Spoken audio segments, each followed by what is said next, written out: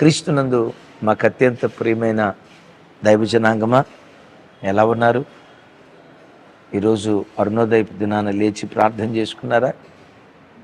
కనీసం 2-3 అధ్యాయాలైన దేవుని వాక్యాన్ని చదువుకున్నారా? తమ్ముడు, చెల్లి, మిమ్మల్ని నేను దినం చెప్పే కదా, ఈరోజు తప్పకుండా అడుగుతానని. ఎందుకు ఉదయకాల ప్రార్థన అంత ప్రాముఖ్యమైనదో విన్నాం కదా. ముద్దలో మొదటి పిడికెడు పరిశుద్ధమైతే ముద్దంతా పరిశుద్ధమే. ఉదయకాలం లేవటంతో దేవునితో నువ్వు గడిపితే ఆ దినమంతా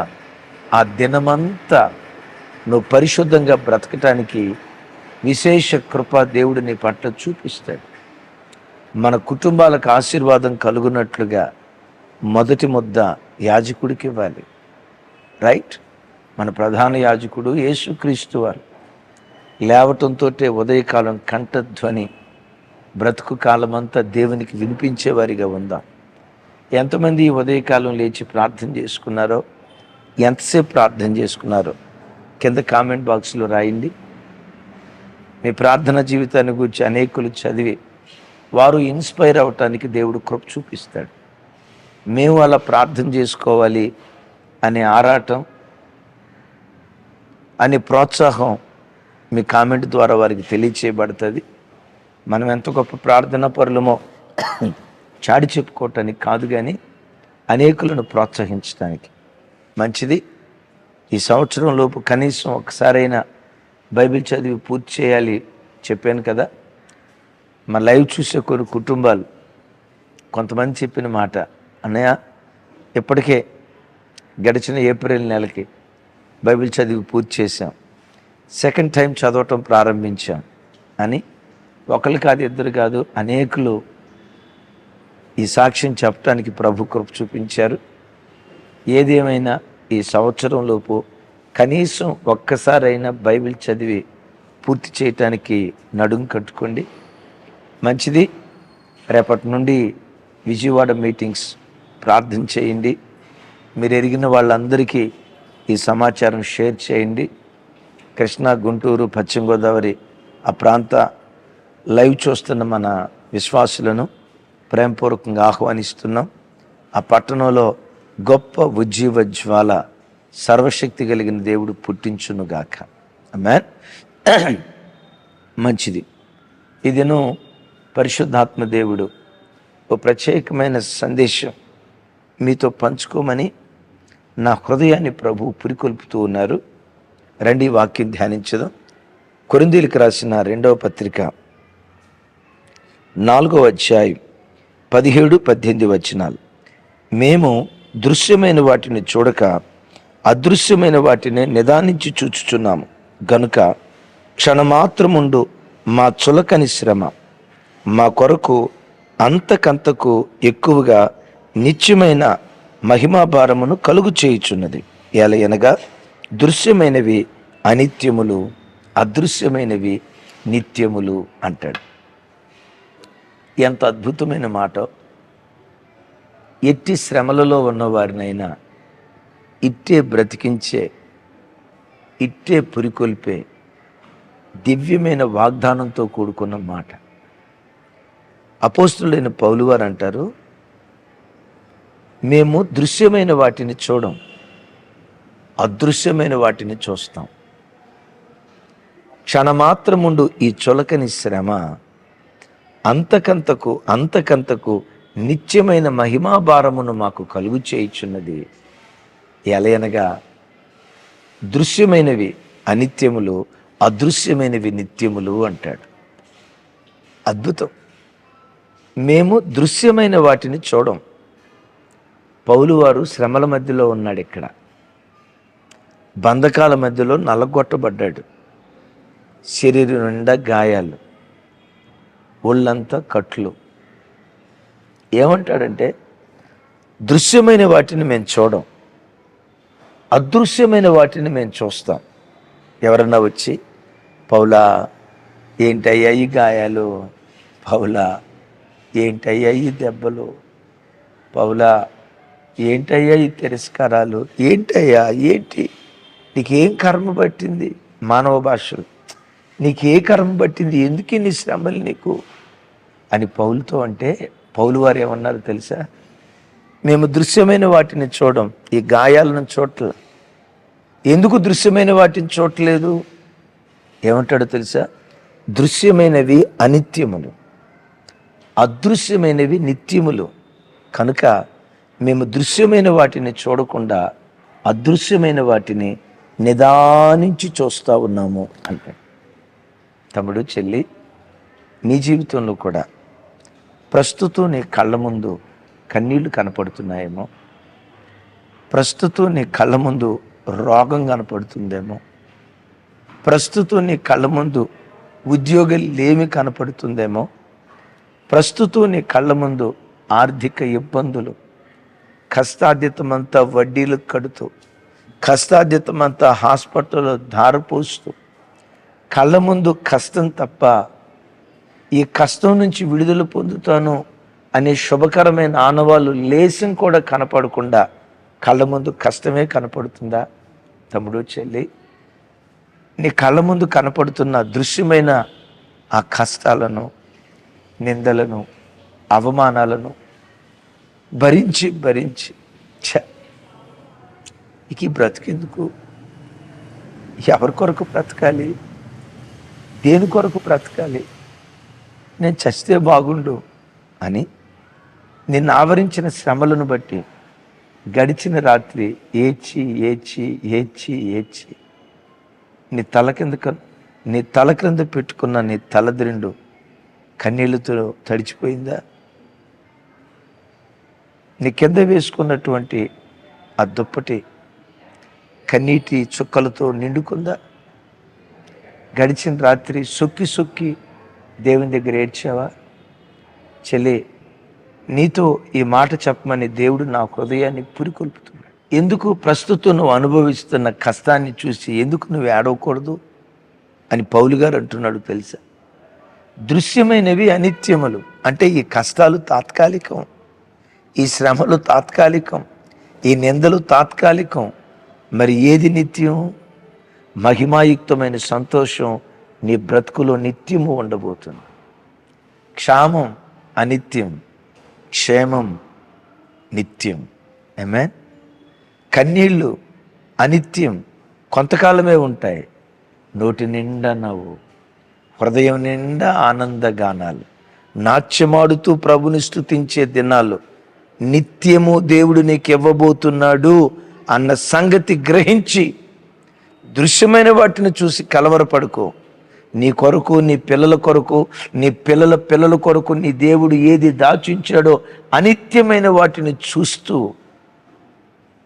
ప్రస్తుతం అనుభవిస్తున్న శ్రమను ధైర్యంగా ఎదుర్కొనే కృప దేవుడు నీకు అనుగ్రహించునుగాక.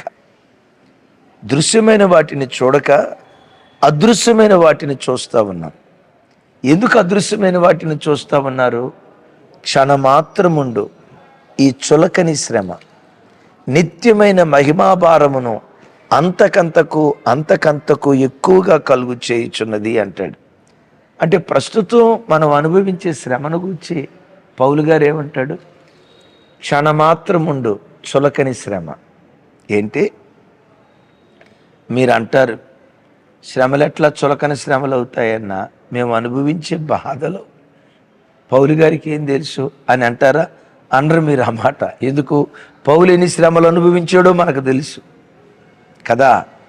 అయితే ఆ శ్రమలను పోలుస్తూ ఇలా అంటాడు, క్షణమాత్రముండు చులకని శ్రమ పొందబోవు మహిమ ఎదుట ఎన్నదగినది కాదు, ఇది ఆఫ్టర్ ఆల్ అంటాడు.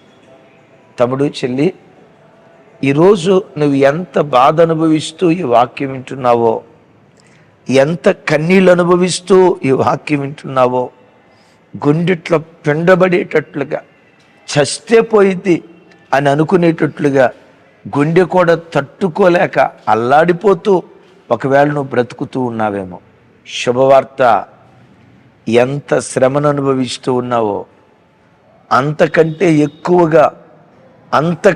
ఎక్కువగా మహిమాన్వితమైన మహిమా జీవితాన్ని నీ కొరకు దేవుడు దాచిపెట్టి ఉంచాడు. పొందబోవు మహిమ ఎదుట ఇప్పటి కాలపు శ్రమలు ఎన్నతగినవి కాదు, ఆఫ్టర్ ఆల్ మీకు ఒక మాట చెప్తా, శ్రమలు అనిత్యములు, మహిమ నిత్యము. విన్నారా? శ్రమలు క్షణకాలం ఉండేవి. నీ కొరకు దేవుడు దాచి ఉంచిన ఆశీర్వాదం, నీ కొరకు దేవుడు దాచి ఉంచిన దీవెన, అది నిత్యము ఉండేది. బైబిల్లో భక్తుడైన యోసేపు గారు ఉన్నారు.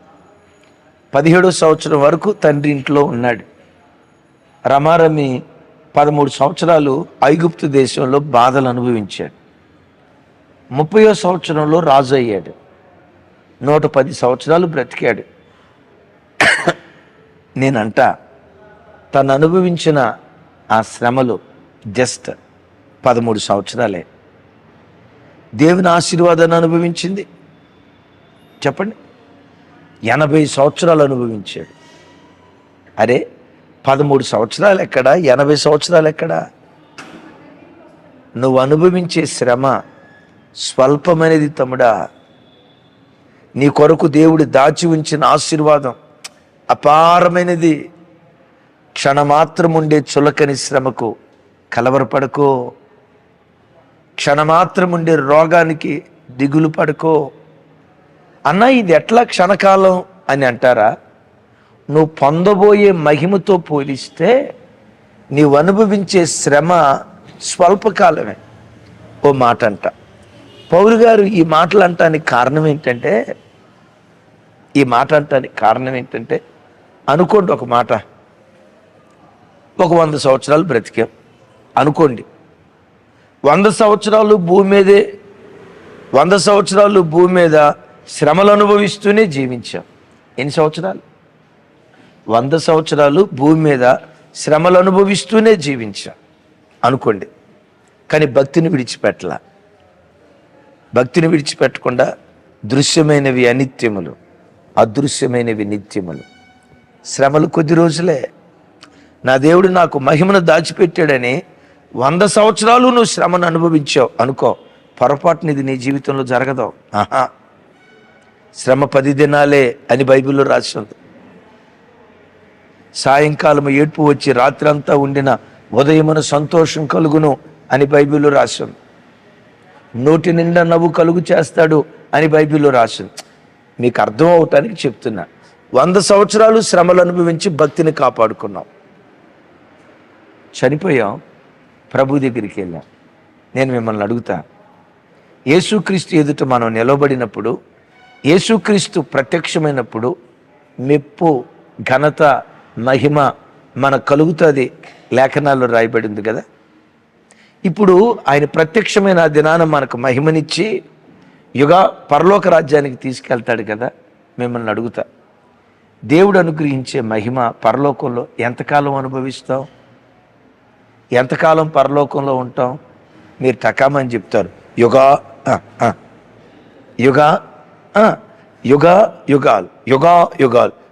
యుగాలు మహిమను అనుభవిస్తాం అని అంటారు కదా.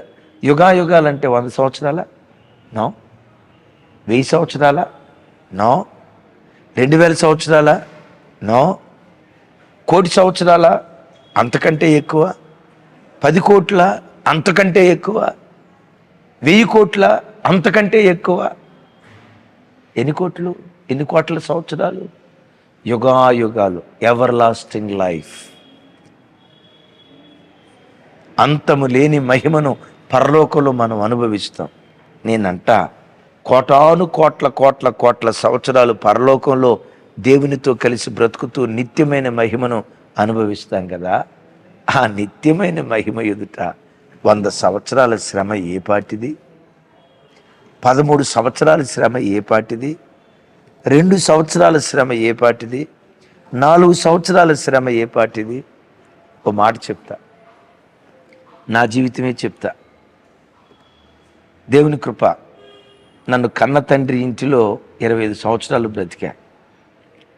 కన్న తండ్రిని ఇంటిని విడిచిపెట్టి దేవుని ఇంటికి వచ్చి దరిదాపుగా 25 సంవత్సరాలు అవుతుంది. 25 సంవత్సరాలు. తండ్రి ఇంటిలో 25 సంవత్సరాలు ఉన్న పరలోకపు తండ్రి ఇంటిలో 25 సంవత్సరాలు బట్టి ఉంటున్నా. నా 25 సంవత్సరాల సేవా జీవితంలో 25 సంవత్సరాలు శ్రమే. అని నేను అనను. అమ్మో, నా దేవుని ఏమంటారు, నా దేవుని గొప్పతనాన్ని కించపరచలేను.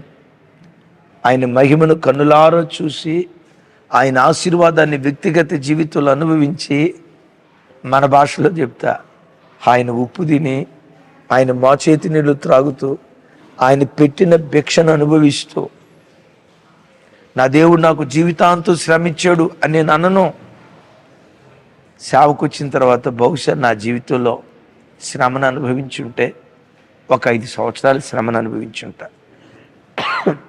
కరువు, కన్నీళ్ళు, దుఃఖం, ప్రసవేదన అనుభవించుంటే ఒక 5 సంవత్సరాలు అనుభవించుంటా. ఆ 5 సంవత్సరాల్లో కూడా శ్రమలలో కృపణిస్తానే వచ్చాడు, శ్రమలలో కృపణిస్తానే వచ్చాడు. వింటున్నారా? కన్నీళ్ళు అనుభవించింది, దుఃఖం అనుభవించింది, ఈ బ్రతికే కంటే చస్తే బాగుండి అనిపించింది 5 సంవత్సరాలేమో. కానీ తతిమా సేవా దినాలంతా మహిమ మహిమ. నేనంట, దేవుడు ఆయుష్ ఇస్తే, దేవుడు కృప చూపిస్తే ఏమో ఇంకొక 50 సంవత్సరాలు బ్రతకొచ్చు.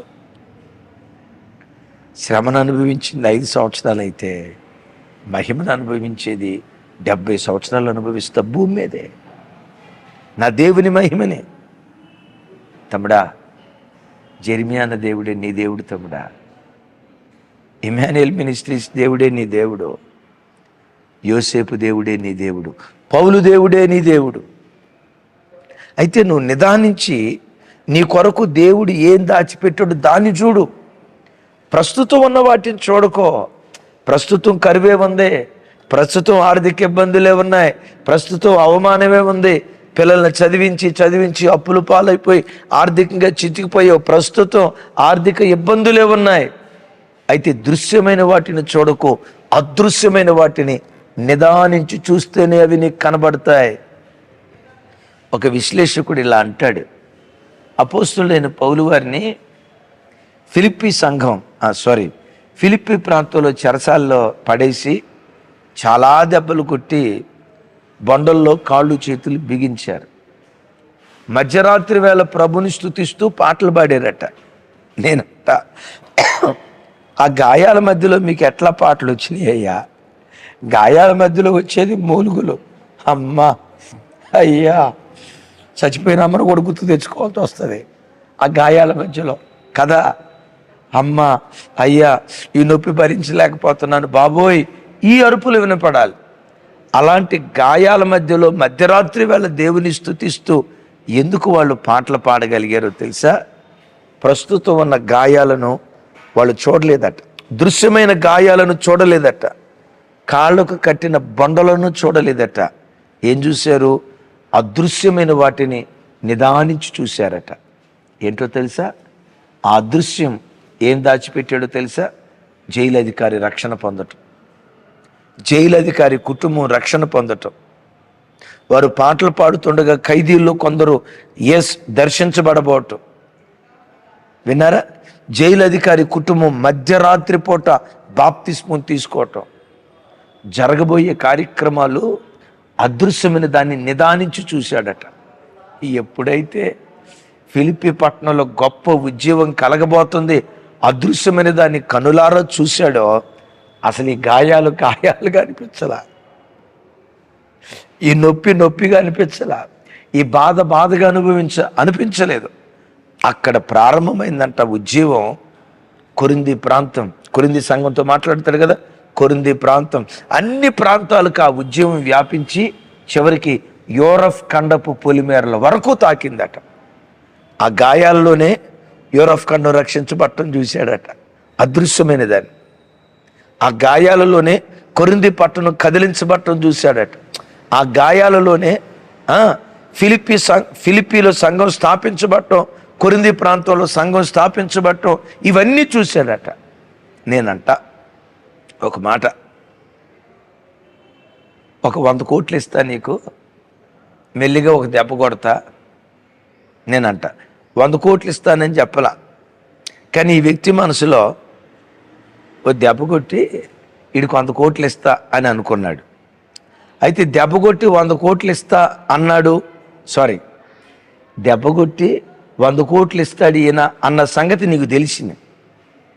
కొడతానని ముందుకు వచ్చాడు అనుకో, ఏం చేస్తావు? కొట్టు అని అంటమే కాదు, 2 దెబ్బలు కొట్టు అంటావు. ఎందుకు? 200 కోట్లు వస్తాయని. నా మాట అర్థమైందా? ఆ దెబ్బ తర్వాత ఏం దేవుడు దాచిపెట్టాడో అది నీకు అర్థమైతే శ్రమ శ్రమగా తోచదు, ఆ శ్రమను మహిమగా చూస్తావు. ఆఖరి మాట, యేసయ్య భుజం మీద సిలువ ఉంది, అది దృశ్యమైంది. తల మీద ముండ్ల కిరీటం ఉంది, దృశ్యమైంది. కారుచున్న రక్తం దృశ్యమైంది. సిలువ మ్రాను మీద శాపగ్రస్తునిగా వేలాడుతున్నాడు, అది దృశ్యమైనది. కానీ యేసయ్య దృశ్యమైన వాటిని చూడలేదు, అదృశ్యమైన వాటిని నిదానించి చూశాడు. అదృశ్యమైన వాటిని నిదానించి చూస్తే ఏం కనపడిందో తెలుసా? యేసయ్య రక్తపు బిందువులు ఎప్పుడైతే పటపటపటమని భూమి మీద పడుతూ ఉన్నాయో, ఆ రక్త ప్రవాహం ప్రపంచం అంతా విస్తరించి ప్రజల పాపం ఆ రక్త ప్రవాహంలో కొట్టుకుపోబోతుంది. ఆ రక్త ప్రవాహంలో కోట్ల మంది బాప్తిస్మం తీసుకోబోతున్నారు. ఆయన వేలాడుతున్న సిలువను చూడలేదు, శాపగ్రస్తమైన సిలువను చూడలేదు. నా భుజాల మీద పడబోయే శాపపు కాడి వెర్రగొట్టబోతున్న దృశ్యాన్ని చూశాడు. ఆ ఒక్క వ్యక్తి, యేసుక్రీస్తు అనే ఒక వ్యక్తి, ఒక శక్తిగా, ఓ మహా గొప్ప వ్యవస్థగా, ప్రపంచాన్ని ఏలే రాజాతిరాజుగా అదృశ్యమైన దాన్ని నిదానించి చూశాడు. అదృశ్యం కంటికి కనబడకుండా దేవుడు ఏం దాచిపెట్టాడో అది నిదానించి చూశాడు గనుక రాను వారికి అప్పగించుకున్నాడు. కొట్టుకోండ్రా భయ్, మీరు ఎంత కొట్టుకుంటారో అంత కొట్టుకోండి, ఏం చేసుకుంటారో అది చేసుకోండి. నేను దృశ్యమైన వాటిని చూడను, అదృశ్యమైన వాటిని నిదానించి చూస్తా. యేసు దేవుడే నీ దేవుడు, యేసయ్యే నీ దేవుడు కదా. నిత్యమైన మహిమాన్వితమైన జీవితం నీ కొరకు దేవుడు దాచిపెట్టి ఉంచాడు. ఏడ్చి ఏడ్చి అలిసిపోయేవేమో, నవ్వు, నోటి నిండా నవ్వు తెచ్చుకో. నేను నిలవబడిన చోటే గంతులే, మోకాళ్ళు ఉన్న చోటే మోకాళ్ళ మీద నాట్యమాడు. అలాంటి మహిమాన్వితమైన జీవితం నీకు, నీ పిల్లలకు, పిల్లల పిల్లలకు నా దేవుడు అనుగ్రహించునుగాక. ప్రార్థన చేస్తాను. శ్రమలలో, కన్నీళ్ళలో, దుఃఖంలో అల్లాడిపోతున్న మీ జీవితంలో మీ అంగలార్పు నాట్యంగా దేవుడు మార్చునుగాక. తండ్రి, ఈ వాక్యం విన్న ప్రతి బిడ్డ కొరకు ప్రార్థిస్తున్నాను. ఈ శ్రమ, ఈ దుఃఖం, ఈ కన్నీళ్ళు అనిత్యములయ్యా. మా బ్రతుకులో నిత్యం మహిమే. క్షణమాత్రముండు ఈ చులకని శ్రమలకు ఎవరు కలవరపడిపోతున్నారో ఈ వాక్యం వింటుండగానే వారి కన్నీళ్లు తుడుచుదురుగాక, వారి దుఃఖ దినాలు కొట్టివేయుదురుగాక, వారి అంగలార్పు నాట్యంగా మార్చబడుదురుగాక, వారి అంగలార్పు నాట్యంగా మార్చబడునుగాక. శ్రమ నొందిన ఏండ్ల కొలది నీ ప్రజలకు యేసు నామం పేరిట సమృద్ధిని మీరు దయచేయుదురుగాక. నా చేతులెత్తి నీ ప్రజలను దీవిస్తూ ఉన్నాను. వారి పిల్లలు నిత్యమైన మహిమను అనుభవించినట్లుగా కృప చూపి మహిమ పొందమని సమస్త ఘనతలు మీకే ఆరోపిస్తూ యేసు నామం పేరిట ప్రార్థించి పొంది ఉన్నాను తండ్రి, ఆమేన్. తండ్రి అయిన దేవుని ప్రేమ, కుమారుడైన యేసుక్రీస్తు వారి దివ్య కృప, పరిశుద్ధాత్మ దేవుని సహవాసం మనకు సకల పరిశుద్ధులకు సదా తోడయుండి నడిపించునుగాక. ఆమేన్, ఆమేన్. Thank you.